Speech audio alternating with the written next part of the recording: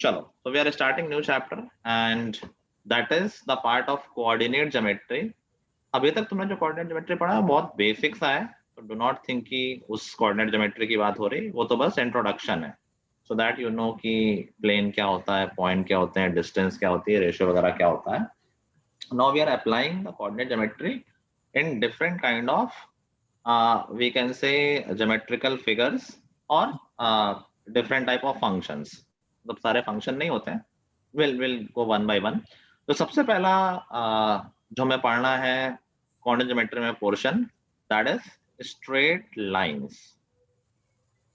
Now ये तुम 9th और 10th दोनों क्लास में तुमने linear equation in two variable पढ़ा है, जिसमें जब उसका ज्योमेट्रिकल रिप्रेजेंटेशन करते थे तो लाइन बनती थी, ठीक है. बट उस ग्राफिकल पार्ट को बहुत ज्यादा हाईलाइट नहीं किया गया, you just knew it as a topic. यहाँ इक्वेशन है, उसका ग्राफ ड्रॉ करेंगे तो लाइन बन जाएगी. अभी पूरा चैप्टर बेस्ड है लाइन पे, कि लाइन हमें इक्वेशंस लिखनी है इन डिफरेंट फॉर्म्स में, इन डिफरेंट कंडीशंस. तो बेसिक से अगर हम शुरू करेंगे, सबसे पहले तो हम बात कर रहे हैं कार्टेशियन प्लेन पे एक लाइन के क्या क्या एलिमेंट्स होते हैं, किन बातों का ध्यान रखना होता है. दिस इज अवर प्लेन, और कोई लाइन जब हमारे प्लेन पे बनी होती है तो वो जो एक्स एक्सिस से एंगल बनाती है, तो स्टैंडर्ड वे क्या है उस एंगल को देखने का. इफ यू ऑब्जर्व तो एक्स एक्सिस से बहुत सारे एंगल बन रहे हैं रेड लाइन के, एक इस साइड बन रहा है, फिर उसका लीनियर पेयर, फिर वर्टिकल अपोजिट, 3-4 एंगल दिख रहे हैं. तो standard way to measure an angle is from positive direction of x-axis in anti-clockwise direction. This is the angle we are talking about, and this is known as inclination of the line.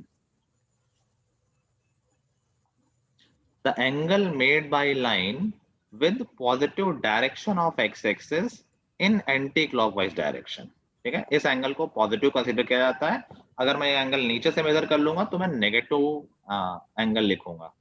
जैसे ये angle अगर suppose 60 है, तो नीचे वाले angle को हम क्या बोलेंगे, अगर डायरेक्शन के साथ बात हो रही है तो ये -120 का एंगल है, क्योंकि हमने क्लॉकवाइज डायरेक्शन में मेजर कर लिया है. समझ गए बात.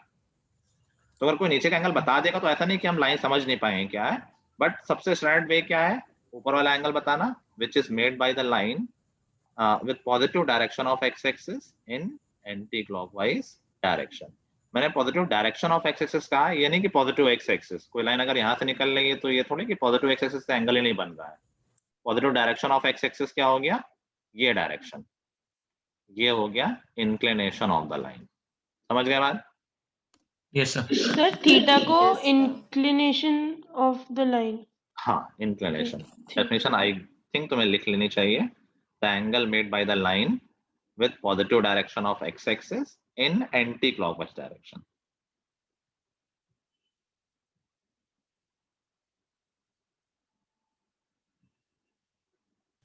So the angle made by a line with positive direction of x-axis in anti-clockwise direction.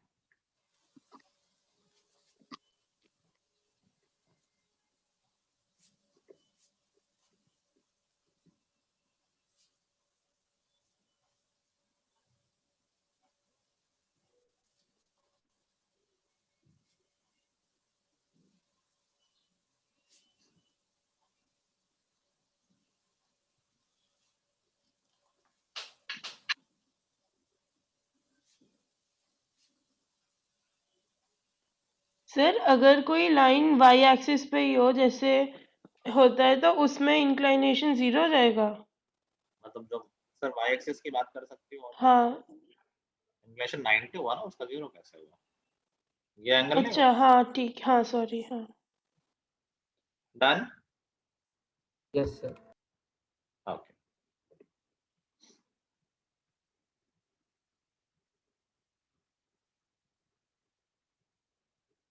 Sir done. Okay. Up next thing, which is very important thing to define a line, to identify a line, slope of a line. Slope is defined with the help of inclination, लेकिन तुम्हें inclination word usually सुनाई नहीं देगा. जब भी line की बात हो रही होगी तो उसके स्लोप की बात हो रही होगी. तो how slope of a line is defined? Slope of line is defined as, इसको m से represent करते हैं, and that is tan of inclination. जो inclination अभी आया था उसका हम tan अगर ले लेंगे तो tan theta is known as slope of the line.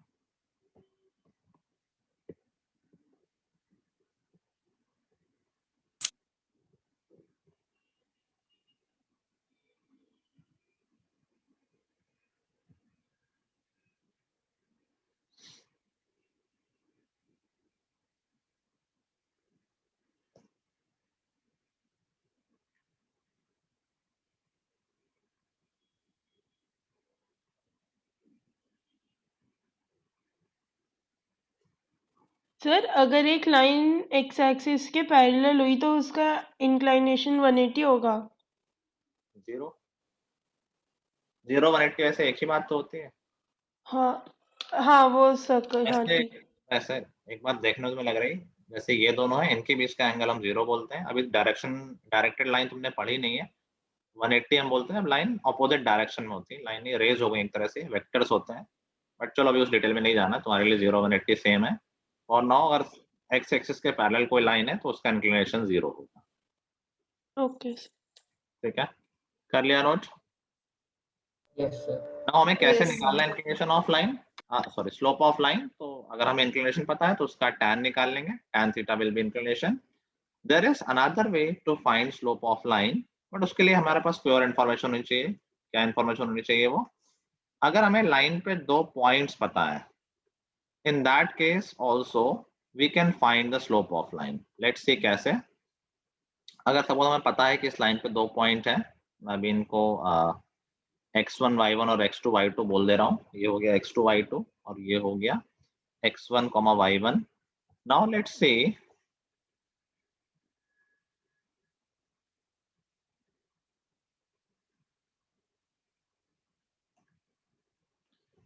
Okay, क्या अगर ये एंगल थीटा है तो क्या ये एंगल भी थीटा होगा? Yes sir. पैरेलल है। Can we Yes, find Yes, this sir. Difference? ये पता है x1 y1 और x2 y2 दोनों पॉइंट्स नोन है, कोई नंबर ही है वो। क्या हम ये लेंथ बता सकते हैं इस राइट एंगल ट्रायंगल का परपेंडिकुलर? Yes sir. क्या ये y2 माइनस y1 है? सिर्फ y में ही तो डिफरेंस है। Yes sir. क्या Yes, ये sir. x2 माइनस x1 है? Yes sir. क्या इस Yes. ट्रायंगल में हम tan थीटा निकाल सकते हैं with the help of trigonometry? Yes sir. निकाल सकते हैं। So that would be Yes, sir. y2 minus y1 over x2 minus x1. Yes sir. So this Yes, is sir. also another formula to find slope of line. Of course, given that कि हमें line पे 2 points पता।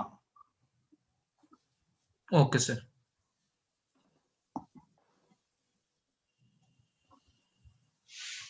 So sir हमें construction करनी पड़ेगी वाली, कौन सी construction?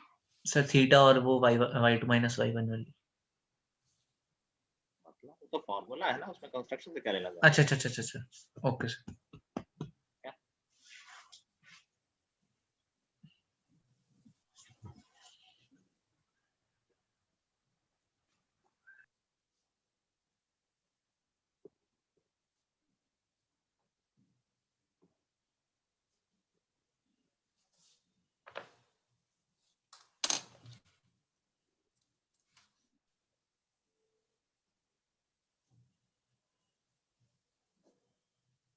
Sir slope of a line negative हो सकती है? स्लोप ऑफ बिल्कुल हो सकता है। अगर tan की वैल्यू क्या नेगेटिव हो सकती है? याद है? हाँ हो तो हाँ किस क्वाड्रेंट में नेगेटिव होता है tan? थर्ड। किस क्वाड्रेंट में tan नेगेटिव होता है? कुछ याद है? हमने ट्रिग्नोमेट्री पढ़ा है ये सब। Sir, second. Very nice. Second and fourth में tan नेगेटिव होता है। मतलब अगर इंक्लिनेशन लाइन का 90 से ज्यादा और 180 से कम हुआ तो उसका स्लोप नेगेटिव हो जाएगा। फॉर एग्जांपल कोई लाइन अगर ऐसी है,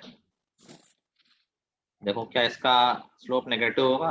सोचो, ये एंगल 90 से ज्यादा है, tan of this angle negative होगा तो इस लाइन का स्लोप नेगेटिव होगा। चलो अब आते हैं इक्वेशन ऑफ लाइन लिखने पर। इक्वेशन ऑफ लाइन कई फॉर्म में लिखी जाएगी, लेकिन जब ये मैं बता रहा हूं, अगर ये जो मैं अभी बताने जा रहा हूँ, if you understood this 2-3 minutes statements, तो आगे ये बहुत हेल्पफुल होगा, बहुत काम आएगा। और नहीं समझे तो उसका बहुत इम्पैक्ट वैसा होगा कि फिर टाइम लगता है समझने में। तो बहुत ही इंपॉर्टेंट चीज कहने जा रहा हूँ, बहुत ध्यान से सुनना, कि कभी भी हमें अगर किसी भी कर्व की इक्वेशन लिखनी है, सिर्फ लाइन की बात नहीं हो रही है। कर्व तो बहुत सारे हो सकते हैं डिपेंडिंग ऑन कंडीशन की भी। एक कर्व ऐसा है, यहाँ से जा रहा है, इसकी ये कंडीशन है, ये डेफिनेशन है। सर्कल हो सकता है, इलिप्स हो सकता है, पैराबोला है, हाइपरबोला है, हजारों तरह के कर्व है, हमें उससे भी खास मतलब नहीं है। बट कॉन्सेप्ट एक कॉमन है, कैसे कर्व की इक्वेशन लिखी जा सकती है। किसी भी कर्व की इक्वेशन लिखने के लिए हम उस कर्व पर एक जनरल पॉइंट ले लेते हैं।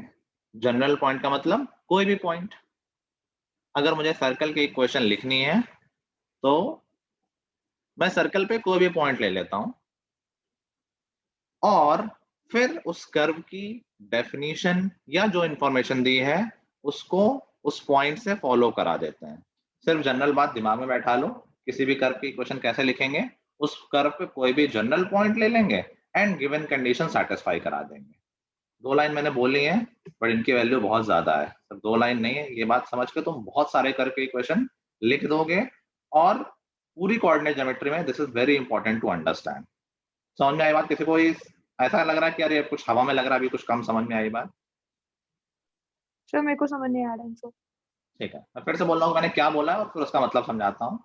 हमें कभी भी किसी भी कर्व की इक्वेशन लिखनी है तो हम उस कर्व पर क्या करेंगे?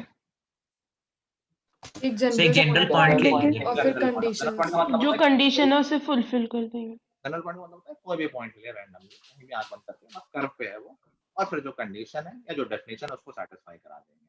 अब इसको समझो, ऐसा क्यों है कि ऐसा करने से कर्व की इक्वेशन आ जाएगी। अगर मैंने किसी कंडीशन को जनरल पॉइंट के लिए सेटिस्फाई करा दिया है, मतलब मैंने हर पॉइंट के लिए करा दिया है। जनरल पॉइंट तो कोई भी पॉइंट है। अगर एक जनरल पॉइंट सेटिस्फाई कर रहा है कोई कंडीशन, इसका मतलब कर्व पे हर एक पॉइंट कर रहा है। जब हर एक पॉइंट वो कंडीशन सेटिस्फाई कर रहा है तो कर्व की इक्वेशन निकल के आ गई। समझ गए बात? Yes yes sir. अभी देखो, मैं एक सर्कल की क्वेश्चन लिख के दिखा रहा हूँ, ऑल्दो ये टॉपिक नहीं है हमारा, बट सिर्फ समझाने के लिए। कह रहा है सर्कल की डेफिनेशन सबको पता है। सर्कल, मैं डेफिनेशन में समझा रहा हूँ। Circle is collection of all the points which are at a fixed distance from a fixed point. This is the proper definition of circle. Yes sir yes sir. Circle is the collection of all the points which are at a fixed distance from a fixed point. Fixed point होता है center, fixed distance होती है radius. Circle की equation standard पता है क्या होती है? अगर सर्कल का सेंटर है a, b, this is given, known है, और सर्कल की रेडियस है r. Now let's see how can I write the equation of circle. अच्छा, एक और, उसके पहले एक और चीज समझ लो। ये कोई भी इक्वेशन लिखते हैं जब हम, तो उसमें वेरिएबल्स इन्वॉल्व होते हैं। वेरिएबल ही तुम्हारी इक्वेशन बनाते हैं। Do not Yes, sir. Variable की वैल्यू बतानी है, वैल्यू नहीं बतानी है। अगर कोई कर्व इक्वेशन लिखिए y square is equal to x, this equation is representing a curve. y और x हैं, तभी तो बता रहे हैं कि यार कुछ पॉइंट्स हैं जो इसको सेटिस्फाई कर रहे हैं, वो सब मिलके ये कर्व बनाएंगे। तो Yes, sir. दिमाग में ये बिल्कुल मत डालना कि हमें एक्स और वाई निकालना है। एक्स और वाई निकालना नहीं है, एक्स और वाई रहेगा तभी इक्वेशन बनेगी। Okay, ठीक? sir. अब देखो, सर्कल की इक्वेशन मैं लिखने जा रहा हूँ। मैंने सर्कल पे कोई भी जनरल पॉइंट ले लिया। जनरल, हम 2D की बात कर रहे हैं तो जनरल पॉइंट को हम एक्स कोमा वाई लिखते हैं। भाई कोई भी पॉइंट है एक्स कोमा वाई, और डेफिनेशन क्या है कि a कोमा b से डिस्टेंस r होती है। लगा दे definition, x minus a square, distance निकालनी आती है सबको, coordinate geometry, Yes, sir. Plus y minus b square, ये डिस्टेंस होगी, this should be equal to r। Yes, sir. Equation of yes sir. Circle, this is equation of circle, जो हम class 11th में पढ़ेंगे, या हो सकता है अभी पढ़ लें फाउंडेशन के उसमें।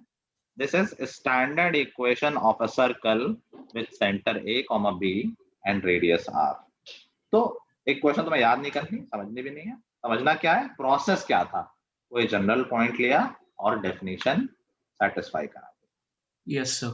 ठीक, चलो अब हम इक्वेशन ऑफ लाइन लिख रहे हैं। पहला फॉर्म इक्वेशन ऑफ लाइन का point slope form. Mostly forms में नाम में ही क्लियर होता है कि क्या किस तरह की इक्वेशन है। पॉइंट स्लोप फॉर्म, इसका मतलब क्या है? इसका मतलब है कि हमें एक लाइन पे एक पॉइंट दे रखा है और लाइन का स्लोप बता रखा है, और उसकी हेल्प से हमें इक्वेशन ऑफ लाइन लिखनी है। पॉइंट स्लोप फॉर्म का मतलब है कि वी आर गिवन कि हमारी लाइन है वो 2,3 से पास करती है, और उसका स्लोप है 5। अब इक्वेशन ऑफ लाइन लिख के दिखाओ। समझ गए? डिफरेंट टाइप की इंफॉर्मेशन Yes, sir. लिखनी होंगी, उस इंफॉर्मेशन का यूज करके हमें इक्वेशन ऑफ लाइन लिखनी है। तो पहला क्या है? Point slope form. तो हमें दे रखा है कि our line passes through a point x1, y1। This is given, this is a number, लेकिन अभी फॉर्मूला लिख रहे हैं इसलिए मैं उसको नाम से लिख रहा हूं, ये अननोन नहीं है। x1, y1 is something like 2, 3। समझ गए? And Yes. Slope of line is also given, that is m। m भी गिवन है, उसकी कोई वैल्यू है, यहां मैंने m लिख दिया सो दैट मैं एक फॉर्मूला बना सकूं। ठीक, अब देखो इक्वेशन ऑफ लाइन कैसे बनाएंगे। मैं ये बना के दिखा रहा हूँ, आगे मैं बना के नहीं दिखाऊंगा, आगे मैं डायरेक्टली फॉर्मूला बता दूंगा। अब लगाते हैं अपनी अप्रोच। हम लिख रहे हैं अभी लाइन की इक्वेशन। बताओ क्या मेथड है इक्वेशन लिखने का, किसी भी कर्व की इक्वेशन लिखने का? tan theta. तो पहले एक जनरल पॉइंट अच्छा हाँ वो तो ये जनरल. पॉइंट मैंने ले लिया, बोल दिया ये है जनरल पॉइंट x, y। ठीक है, हमें गिवन क्या है? 2, x1, 3 x1, y1. सिर्फ लाइन जा रही है। अच्छा, इन दोनों पॉइंट्स की हेल्प से हम स्लोप निकाल सकते हैं? Yes, sir. निकाल सकते हैं। स्लोप क्या हो जाएगा? y minus y1 upon x minus x1। क्या यही स्लोप हो जाएगा लाइन का? Yes, sir. बस यस इतना भी हमने, एंड स्लोप तो गिवन है m। Yes, sir. आगे equation of line. So this is the equation of line in point slope form. y minus y1 is equal to m x minus x1। अभी हम example करेंगे और clear होगा। Formula लिख लो, this is the formula. और ये derivation है जो मैंने राइट हैंड साइड में किया है, ऑल्दो डेरिवेशन की जरूरत नहीं है, बट अभी हम सीख रहे हैं कि कैसे इक्वेशंस निकलती हैं, दैट्स व्हाई मैंने करके दिखा दिया। सर इसमें हमें गिवन है कि x1 y1 जो है वो एक पॉइंट है लाइन में। हाँ, एक्स पॉइंट स्लोप फॉर्म का मतलब है पॉइंट गिवन है और स्लोप गिवन है। Okay sir. फॉर्मूला लिखो, फिर मैं एग्जांपल कुछ करके दिखाता हूँ।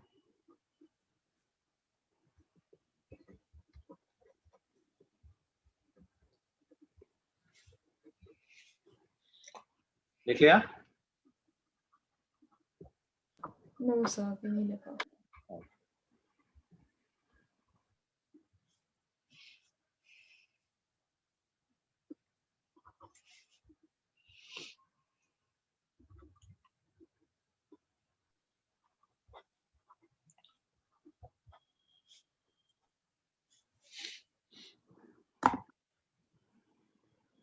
Sir, done. सवाल बता देना जब हो जाए।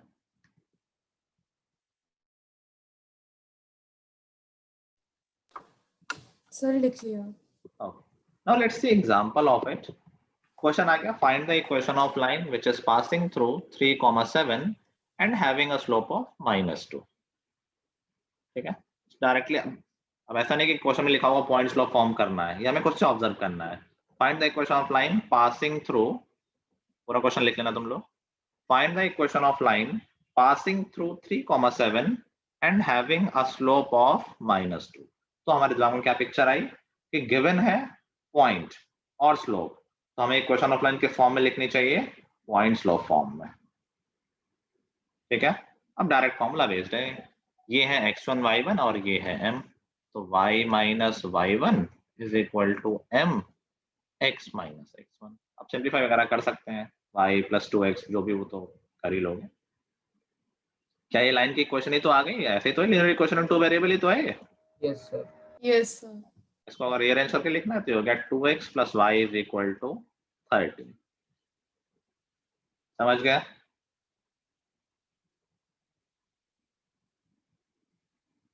चलो एक क्वेश्चन तुम लोग करो। Find the equation of line, find the equation of line passing through -2, 3 passing through -2, 3 and having an inclination of 60 degree, having an inclination of 60 degree। अभी डायरेक्टली स्लोप ना देकर इंक्लिनेशन दे दिया है, क्या इंक्लिनेशन की हेल्प से हम स्लोप निकाल लेंगे? सर tan 60 हो जाएगा। 60। सो बेसिकली ये पॉइंट स्लोप फॉर्म का ही क्वेश्चन है, बस इसको नहीं याद इंक्लिनेशन क्या होता है उनके लिए कि वो भूल गए कि यार ये क्या पूछ लिया।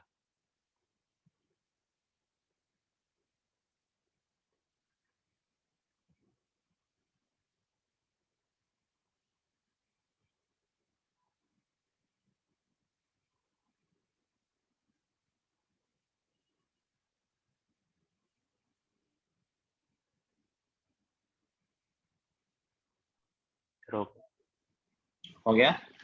Yes. ठीक है, मैं ऐसे में 2-3 क्वेश्चन और बोल सकता हूँ, बट आई डोंट थिंक कोई डिफरेंस आने वाला है. सो जस्ट सर हो गया. The formula and Done, sir. And read the question कि हाँ मैं समझ जाऊंगा क्वेश्चन देके कि this is point slope form. एक पॉइंट गिवन होगा, स्लोप गिवन होगा, स्लोप को निकालने का तरीका गिवन होगा. ठीक है, चलो आगे के फॉर्म हम अगली क्लास में ही पढ़ेंगे. अभी इन नोट्स को कर लेना, और ठीक है, तो बात हो गई तो आई थिंक थोड़ा अच्छा स्कूल. फाइन, किसी को कोई डाउट तो नहीं इस नया टॉपिक में अभी तक? No sir. No sir. चलो फिर यहीं से कंटिन्यू करेंगे, आज के लिए इतना ही. The next time, good bye everyone, have a good day. Sir thank you sir sir. आपने फीस स्ट्रक्चर नहीं भेजा सर, उसमें 10th तक का है सिर्फ. मैं भेज दूंगा. Okay sir. Thank you sir.